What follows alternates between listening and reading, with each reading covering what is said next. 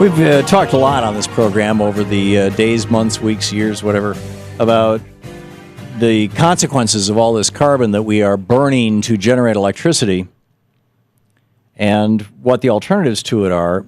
Some solid numbers are really starting to emerge that are rather startling, and I wanted to share them with you. Peter Kelly is with us. He's the Vice President for Public Affairs with the American Wind Energy Association. AWEA.org is their website. Their Twitter at AWEA. Peter, welcome to the program. Thank you. Thanks for having me on. And we're excited by all the carbon dioxide reductions wind energy is about to report in our annual report tomorrow. Well, can you give us a preview? Yes. The projects that are operating now in the U.S. and that are about to go online, currently under construction, will avoid 115 million tons of carbon dioxide emissions each year, which is more than 5% of the U.S. power sector emissions. And that will grow as we continue to scale up this industry until we're about 20% of the U.S. grid and avoiding more than 800 million tons of carbon dioxide emissions. So this makes wind energy largest scale, fastest, cheapest ways to take carbon pollution out of the U.S. economy. That's remarkable. Are you finding that the people who are doing this, the groups, organizations, whatever, that are creating wind farms, are they principally for-profit companies or are they principally government agencies, municipalities, counties, state governments? It's nearly all for-profit companies. Utilities that provide the electricity for America's power grid are investing in wind energy because it's fixed rate, it's low price, and they find it actually slightly increases the reliability of the grid because wind turbines are scattered over a wide area and their output is predictable up to a day in advance. So it actually slightly increases reliability, and it's saving consumers millions of dollars in each of the markets that are adopting wind energy. Now, some people don't realize this, but we're 43% cheaper than we were just 4 years ago, so we've got to bring people up to date. Yeah, I would say so. And roughly half the power, correct me if I'm wrong, in the United States is produced by publicly owned as opposed to privately owned utilities. How do we get them, on the stick with this thing? Well, exactly. Some states have public utilities, and they may lag behind other states in adopting wind energy.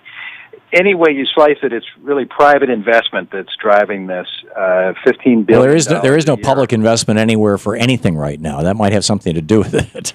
Yeah, that's right. I mean, there is a tax reduction for the first 10 years of the project, and that's the critical production tax credit. But you only get it if you produce the clean energy, and then you get a slightly lower tax rate for the first 10 years of your project. We've got to extend that because that's what drives all this private investment into the U.S. economy to build all these new wind farms. And a public utility would not have an interest in the tax break because they're not for profit to begin with. That's right. Yeah. So is this? I heard that there was. I don't recall if it was wind or solar, that there was a tax support or a tax break of some sort that Congress was allowing to expire. There was a big debate about it. People were trying to get it going. Is there, what are the politics of this right now at the national and the state levels? Well, luckily there's bipartisan support for wind energy and for generally expanding the amount of clean energy on the grid because it's made here in the USA and it creates local economic benefits all across America. So ultimately they do extend it.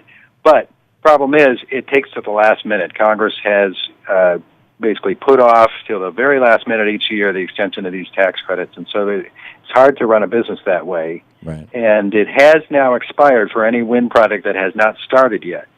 So we need to keep the development going. We're at slightly over 4% of the U.S. power grid now. We can double that by 2020, but we need a consistent business environment. Is this a standalone piece of legislation, or is this part of a budget bill that would have this wind incentive built into it? It always passes as part of some overall budget bill, and that's the way it passed at the beginning of 2013 for projects that started last year. So that's what we'll be looking for again this year is some kind of an omnibus tax or other bill that will include this and a lot of other provisions in the tax code. The Senate Finance Committee just this week did create such a bill, and hopefully that will now move to the Senate floor and move through the House of Representatives.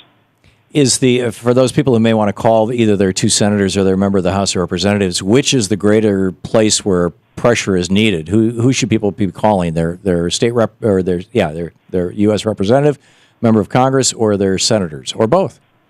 Well, both, really. The Senate has to vote first, and then it'll be up to the House. But the Senate has already signaled, yes, we're going to continue the tax incentive for renewable energy, and so you might say that it's up to the House now to weigh in, and you can call your Congress member and say, please keep the incentive for renewable energy in the tax extenders package. Has John Boehner expressed either opposition or support for this? You know, it's interesting. As House Speaker, he sometimes doesn't weigh in on individual legislation, but he knows that 80% of wind farms are in Republican-held House districts. Yeah, isn't it like 20% of the electricity in Texas and Iowa, which are very red states, are generated by wind power? Yeah, the latest numbers are 27% of all the electricity in Iowa, and almost 10% of the electricity in Texas. Wow. Comes from wind energy, and so they know it's a cash crop for farmers and ranchers, among other things. Wow.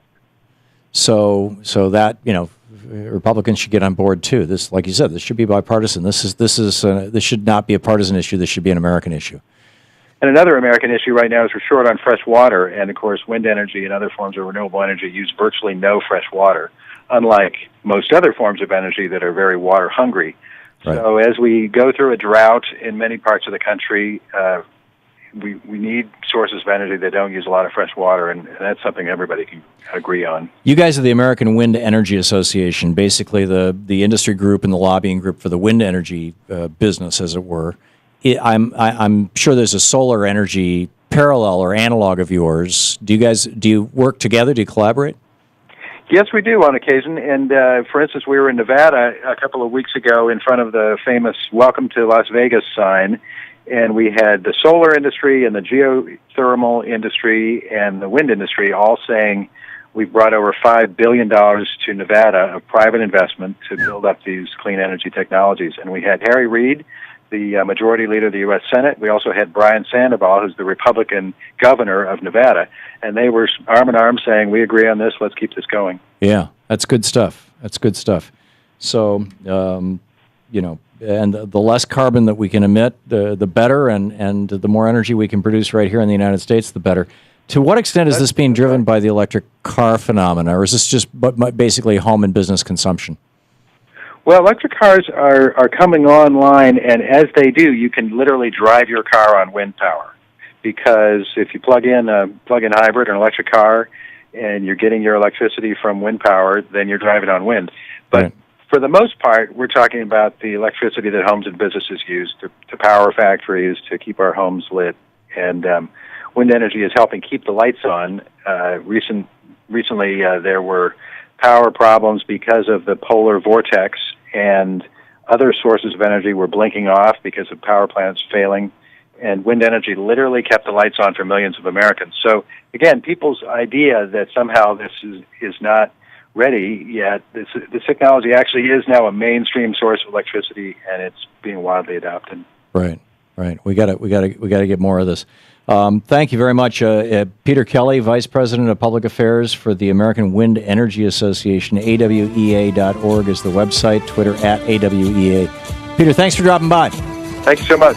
Great talking with you, and good to learn all this stuff. A lot of interesting things going on.